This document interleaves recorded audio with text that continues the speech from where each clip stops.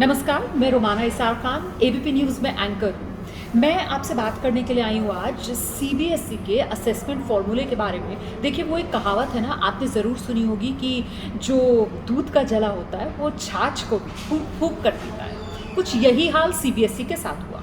पिछला सेशन मतलब 2020 में जो बोर्ड के एग्ज़ाम्स होने थे 10th और 12th, हमने देखा किस तरीके से कई सब्जेक्ट्स के एग्ज़ाम्स सीबीएसई को कैंसिल करने पड़े, रद्द करने पड़े कोरोना की वजह से। अच्छा, उसके बाद ये साल जब आया तो इस साल 2021 के अंदर 10th और 12th दोनों बोर्ड्स को सीबीएसई को रद्द करना पड़ा, कैंसिल करना पड़ा। और उसके बाद एक लंबी जद्दोजहद हमने देखी, किस तरीके का एक कन्फ्यूजन था कि भाई मार्क्स कैसे दिए जाएंगे, अब असेसमेंट का तरीका क्या होगा, फॉर्मूला क्या निकाला जाएगा सीबीएसई की तरफ से बच्चों की मार्किंग के लिए, क्योंकि 10th और 12th दोनों ही बच्चों के लिए क्रूशियल ईयर्स होते हैं। तो फिर वो फॉर्मूला सामने निकल कर आया। अब मैंने आपको वो कहावत क्यों बताई पहले कि साहब दूध का जला छाछ को भी फूंक फूंक कर पीता है। कहावत इसलिए बताई क्योंकि ये साल तो निकल गया, अब नेक्स्ट जो एकेडमिक सेशन शुरू हुआ है जिसमें बोर्ड के एग्जाम अगले साल हो रहे हैं, मतलब 2022, उसके लिए सीबीएसई ने अभी से कमर कस ली है। सिर्फ कमर नहीं कसी है, बल्कि सीबीएसई ने पूरा प्लान तैयार कर लिया है। जी, अगले साल जिन बच्चों को 10th के लिए अपेयर होना है या 12th के लिए अपेयर होना है, उनकी हर कंफ्यूजन को दूर करने के लिए कोरोना के हिसाब से सीबीएसई ने अपना पूरा प्लान तैयार कर लिया है और वही प्लान मैं आपको बताने आई हूँ। गौर से सुनिए, 10th और 12th दोनों बोर्ड्स के लिए सीबीएसई की तरफ से फॉर्मूला जो तय किया गया है उसके मुताबिक एक नहीं दो बोर्ड एग्जाम्स होंगे। जी, टर्म 1, टर्म 2,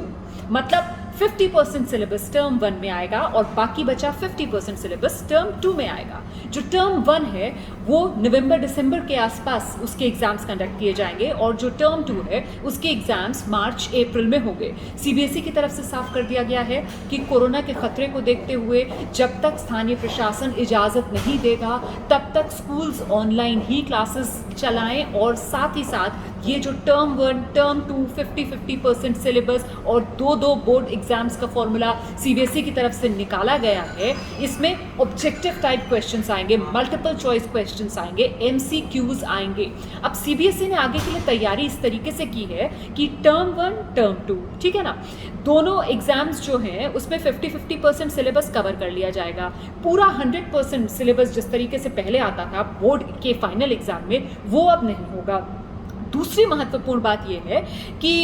जो एग्ज़ाम है उसमें आपके पास लॉन्ग राइटिंग फॉर्मेट के क्वेश्चंस ना आकर एमसीक्यूज, मल्टीपल चॉइस क्वेश्चंस होंगे और उन्हीं को आपको अटेम्प्ट करना होगा। अच्छा, ये भी सामने बात निकल कर आई है कि जो टर्म 1 है उसका पेपर जो है वो 90 मिनट्स की ड्यूरेशन का होगा और जो टर्म 2 है, जो फाइनल टर्म है, उसके पेपर के ड्यूरेशन 2 घंटे का रखा जाएगा। इसमें सीबीएसई की तरफ से ये भी साफ कर दिया है कि अगर जब टर्म 2 की बारी आए, मतलब मार्च अप्रैल के अंदर जब सीबीएसई को टर्म 2 का एग्जाम देना हो, उस वक्त अगर कोरोना का ज़्यादा खतरा होगा तो उसकी ड्यूरेशन को भी छोटा करके 90 मिनट किया जा सकता है। कोरोना की स्थिति में दूसरी टर्म की परीक्षा को भी 90 मिनट का किया जा सकता है। और परीक्षा से जुड़ी जो ज़्यादा डिटेल्स हैं वो इस महीने जो नोटिफिकेशन बोर्ड की तरफ से जारी की जाएगी उसमें सामने निकल कर आएगी। लेकिन साथ ही साथ अब कोरोना बढ़े या फिर कोरोना कम हो, इसको देखते हुए 4 अलग अलग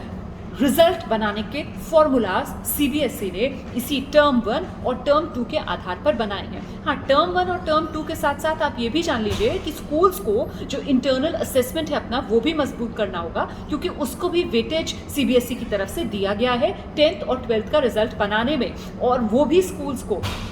जो टाइम पीरियड दिया जाएगा उसी के हिसाब से लगातार सीबीएसई बोर्ड की वेबसाइट्स पर अपडेट करना होगा, ताकि आखिर में ये कहने का किसी के पास मौका ना हो कि साहब ये तो स्कूल्स ने रिजल्ट मैनिपुलेट कर दिए, ये तो घालमेल हो गई, ये तो घपला हो गया, ये तो असेसमेंट मार्किंग सही से हुई नहीं। जिस तरीके की शिकायतें इस बार बहुत से लोगों के मन में है कि हमारे बच्चों ने तो इतनी मेहनत की लेकिन आखिर में पूरी मेहनत पर पानी फिर गया क्योंकि बोर्ड का एग्जाम रद्द करना पड़ा, और ये जो मार्किंग का सिस्टम लेकर आया है सीबीएसई उससे बहुत लोग संतुष्ट नहीं नहीं नज़र आए, बहुत लोगों ने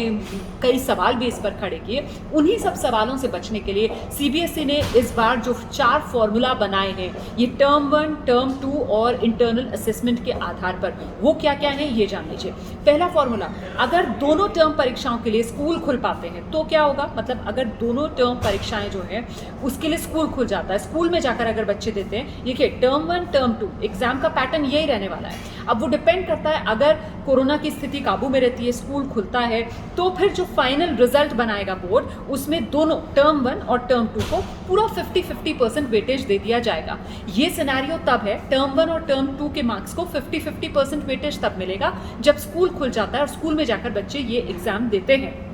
दूसरा फॉर्मूला जो सामने निकल कर आ रहा है रिजल्ट बनाने का, वो ये कि अगर टर्म 1 में स्कूल बंद रहते हैं और टर्म 2 के लिए स्कूल खुल जाते हैं, मतलब टर्म 1 का जब आपका टाइम आया हो नवंबर दिसंबर का समय, उस वक्त स्कूल बंद ही हैं और टर्म 1 के एग्जाम आपके ऑनलाइन हुए हैं, और टर्म 2 जब आप देने आए हैं एग्जाम, वो स्कूल खुल चुके हैं और आपने स्कूल में आकर टर्म 2 के एग्जाम्स दिए हैं, तो फिर जो फाइनल रिजल्ट बनाया जाएगा बोर्ड की तरफ से, उसमें टर्म 1 के जो मार्क्स का वेटेज होगा उसको कम रखा जाएगा और टर्म 2 के मार्क्स के वेटेज को ज़्यादा रखा जाएगा। ये है फॉर्मूला नंबर 2। अब तीसरा फॉर्मूला आप जानिए, अगर टर्म 1 स्कूल में होते हैं और टर्म 2 स्कूल ना खुल सके तो क्या होगा, मतलब अभी अगर कोरोना की स्थिति काबू में रहती है और अभी अगर स्कूल खुल जाते हैं, तो टर्म 1 अगर स्कूल में हो जाते हैं और बाद में अगर कोरोना की स्थिति खराब होती है, टर्म 2 के समय में अगर कोरोना बढ़ता है, तब स्कूल अगर बंद हो जाते हैं, तब अगर एग्जाम्स घर पर रहकर बच्चे देते हैं, तो क्या होगा, तो फिर बिल्कुल उलट हो जाएगा दूसरे फॉर्मूला से,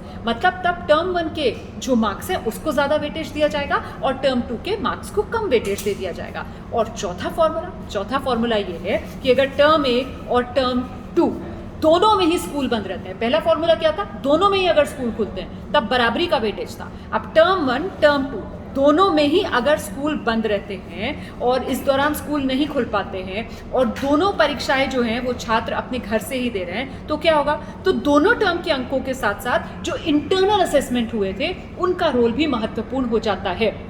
तब आपका पूरे साल का असेसमेंट किया जाएगा, न सिर्फ टर्म 1 बल्कि टर्म 2, साथ ही साथ जो आपने इंटरनल असेसमेंट्स में जिस तरीके के मार्क्स हासिल किए हैं, जो आपने प्रैक्टिकल्स में मार्क्स हासिल किए हैं, जो आपने बाकी अपने असाइनमेंट्स और जो इनरिचमेंट एक्टिविटीज़ होती हैं उसमें मार्क्स हासिल किए हैं, उनका वेटेज भी जोड़ दिया जाएगा टर्म 1 और टर्म 2 के रिजल्ट के साथ। तो ये 4 फॉर्मूलाज जो सीबीएसई की तरफ से तय पाए गए हैं फाइनल रिजल्ट बनाने के लिए। तो जान गए ना अब आप, सीबीएसई ने कंफ्यूजन कर दिया है दूर, no confusion only clarity. CBI की तरफ से आने वाले एकेडमिक सेशन मतलब 21-22 के लिए बोर्ड का पैटर्न क्या रहने वाला है उसे लेकर ये जानकारी दे दी गई है। एक तरीके से सेमेस्टर सिस्टम की तरफ से सीबीआई ने कदम बढ़ाया है, टर्म 1 टर्म 2 50-50% सिलेबस बांटकर तैयार किया जाएगा बोर्ड के छात्रों का रिजल्ट। Thank you.